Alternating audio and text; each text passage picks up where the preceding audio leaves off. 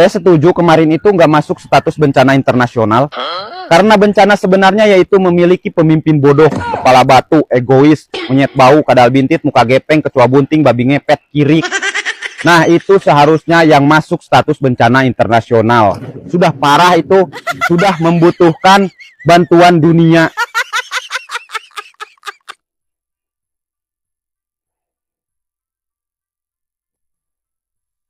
Bahwa petani persekutuan tempat ibadah terbakar lagi. Kayaknya presiden kita ini semakin hari dia semakin berhalusinasi ya, seolah-olah pemerintahannya itu keren dan hebat banget, padahal enggak gitu.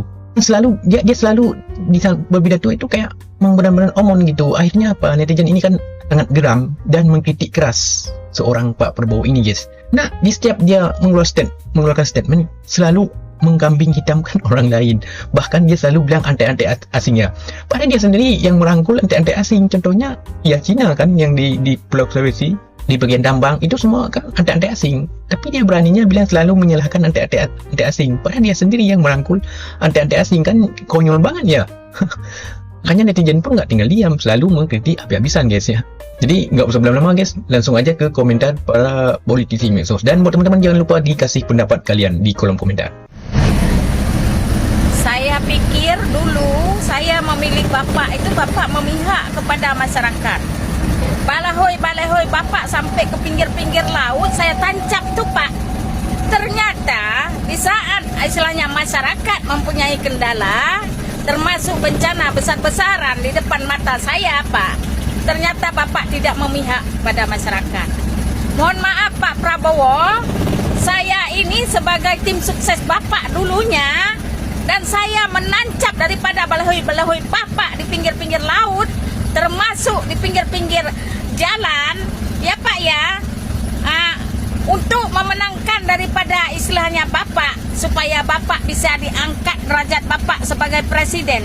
Ternyata saya salah pilih Pak, saya salah pilih. Semua bantuan-bantuan yang ada mau masuk ke Aceh semuanya ditahan dan dikenakan.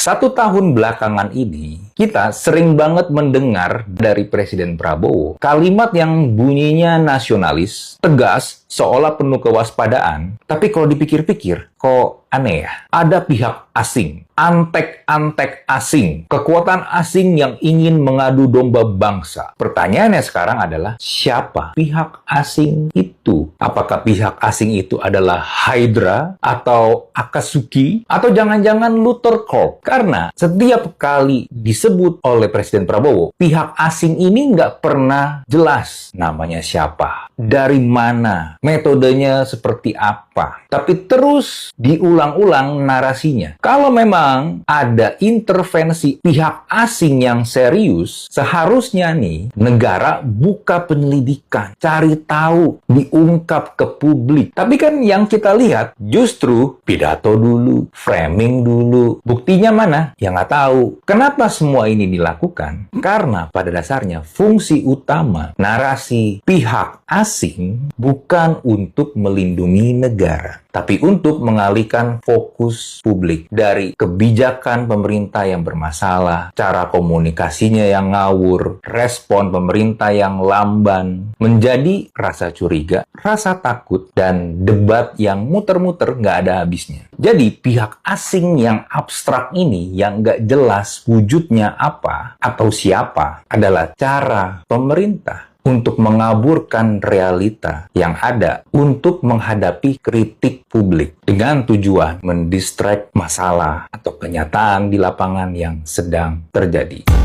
Kami mampu. Ya, Prabowo mampu. Mampu membuat rakyat terus sengsara menangis. Kami mampu. Mampu matamu. Ada yang teriak-teriak ingin ini dinyatakan bencana nasional. Situasi terkendali? Situasi terkendali? Ini bukan perang, Pak. Kalau perang baru kau ucapkanlah situasi terkendali. Kalau ada bencana, ditangani, Pak. Ditangani, bukan terkendali, dimonitor dari istana. Matamu pun gak bisa kerja kau. Saya monitor terus. Saya ditelepon banyak pimpinan kepala negara yang ingin kirim bantuan. Saya bilang terima kasih. Concern Anda, kami mampu. Kami mampu. Ya, Prabowo mampu. Mampu membuat rakyat terus sengsara menangis. Kami mampu. Mampu matamu. Hei Prabowo, bisa nggak kau tegas jadi presiden? Itu yang merusak hutan Sumatera itu, korban jiwa itu udah 1000 lebih itu, yang hilang itu udah ratusan belum ketemu itu. Belum satwa lagi yang mati juga itu. Adil itu, hukum mati itu yang merusak hutan Sumatera tadi itu. Kau tegas lah, jangan cuma omon-omon aja kau tuh. Dan kalau bisa ya ini wajib, ini sebenarnya harus ini. Yang masih hidup itu, masyarakat Sumatera yang masih hidup itu, kasih rumah itu, buatin di mana tempat yang aman. Itu udah nggak bakal aman lagi itu, hutan udah kayak gitu. Aduh, kacau. Malah pidato lagi, kata yang hutan Papua harus sawit. Alah, wong. Udahlah masyarakat, nepalkan aja yuk lah, kelamaan. Sebenarnya bencana Sumatera sudah memenuhi syarat untuk ditetapkan sebagai bencana nasional. Namun, kenapa Bapak Prabowo tidak menetapkan bencana Sumatera sebagai bencana nasional? Apakah demi gengsi kedaulatan, Bapak tega mengabaikan nyawa-nyawa yang hilang dari sekian ribu itu? Orang mengungsi ratusan ribu itu demi kedaulatan. Padahal kedaulatan sesungguhnya adalah pemimpin yang mampu melindungi warga negaranya, yang memberikan terbaik bagi warga negaranya, itu baru pemimpin. Jangan karena gengsi kita menolak bantuan dari luar masuk ke Indonesia. Karena situasi ini situasi darurat antara hidup dan mati loh Pak. Masa gitu aja nggak ngerti sih Pak? Teruntuk Pak Prabowo Subianto, negara itu rusak bukan karena antek asing, tetapi karena mental pemimpin yang korup. Mereka yang merampas kekayaan alam, mereka yang melakukan pembabatan hutan, mereka yang inginnya mengulang kesalahan yang sama dengan apa yang terjadi di Aceh dan Sumatera dengan memiliki ide menanam kelapa sawit di Papua.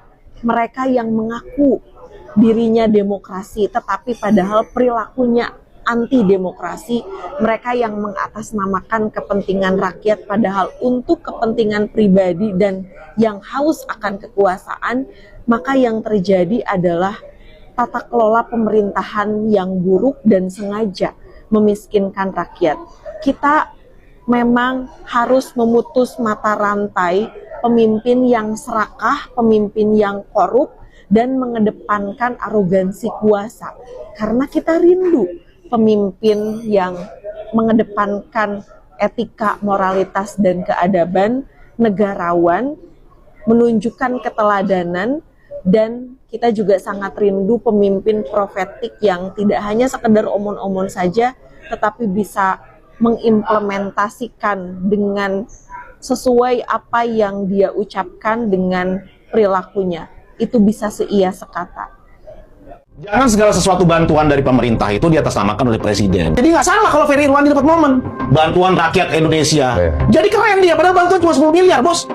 Bantuan negara itu lebih dari 10 miliar. Lu merasanya kenapa? Iya, gue kayaknya Pak Prabowo ini nggak tahu konteks masalahnya, gue lihat. Jadi untuk mengatasi ini, kita harus jauh ke akar masalahnya. Akar masalahnya apa? Adalah perilaku kita semua, termasuk kebijakan-kebijakan pemerintah yang tinggi emisi. Sudahlah para menterinya begitu, kepala BNPB bahkan bilang lebih heboh di medsos daripada kenyataan. Itu di awal tuh. Iya, makanya gitu kan. Menteri-menteri banyak ngaco, anggota DPR juga banyak ngaco. Semua line up pemerintah ini komunikasinya buruk sekali. Kenapa Ferry Irwandi bisa bagus di media, sedangkan pemerintah enggak? Berarti tim komunikasi dari pemerintah ini yang ngawur menurut gua. Menteri Kehutanan saat ini punya kemampuan, punya kewenangan untuk mendeklar menghentikan deforestasi. Apa mereka mendeklar hari-hari ini? Enggak. Perhatiin deh, narasinya Presiden Prabowo itu nggak pernah jauh-jauh dari antek-antek asing yang ingin mengganggu Indonesia, yang tidak suka Indonesia maju, bla bla bla bla. Sebenarnya itu bisa menjadi indikasi loh bahwa Presiden Prabowo ini sebenarnya insecure dengan kepemimpinannya sendiri, sehingga dia selalu mencari kambing hitam, selalu mencari pihak lain untuk disalah-salahkan. Apalagi kau bela-bela antek asing. Hai kaum munafikun, hai antek-antek asing, Prabowo Gibran bersama rakyat Indonesia.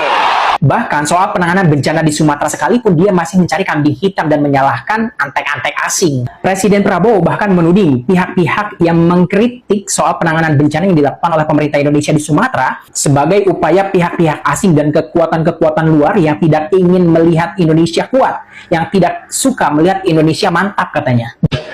Ada mungkin pihak-pihak kekuatan-kekuatan luar yang dari dulu selalu saya tidak mengerti, tidak suka sama Indonesia, tidak suka Indonesia kuat, Indonesia mantap gitu. Dia juga bilang ada pihak-pihak luar yang katanya mulai khawatir karena sekarang mereka melihat kalau pemerintah Indonesia itu kuat katanya, TNI-nya kuat. Dia juga menuding ada pihak-pihak yang sengaja membuat narasi kebohongan yang membuat seolah-olah pemerintah Indonesia tidak hadir dalam penanganan bencana. Dalam rangka ini, di tengah bencana, di tengah musibah, mereka yang ditonjolkan adalah kebohongan, ketidakbenaran. Dikatakan pemerintah tidak hadir, puluhan ribu dalam saat-saat yang pertama sudah dikerahkan ke situ. Kita lihat buktinya. Saya lihat sekarang ini mungkin ada pihak yang khawatir karena rakyat baru sekarang lihat pemerintah Indonesia ini ternyata kuat. TNI kuat, Polri kuat, BNPB kuat, Basarnas kuat. Mampu kita kerahkan puluhan helikopter dalam waktu singkat. Yang gua perhatiin ya, Presiden Prabowo ini udah ada dalam fase halusinasi tingkat tinggi ya, udah akut banget nih halusinasinya. Jadi setiap kritikan yang diarahkan kepada pemerintahannya, kepada dirinya akan dianggap sebagai serangan dari pihak-pihak asing, antek-antek asing yang tidak suka kepada dirinya, kepada pemerintahannya yang kuat gitu. Ini menurut gua udah halusinasi tingkat tinggi nih, karena dia akan selalu ngerasa bahwa pemerintahannya itu udah keren, udah hebat, udah bagus, jatuhnya anti kritik. Padahal kalau kita mau berbicara soal antek-antek asing, dia sendiri yang suka melibatkan antek-antek asing ya dalam proyek-proyek nasional.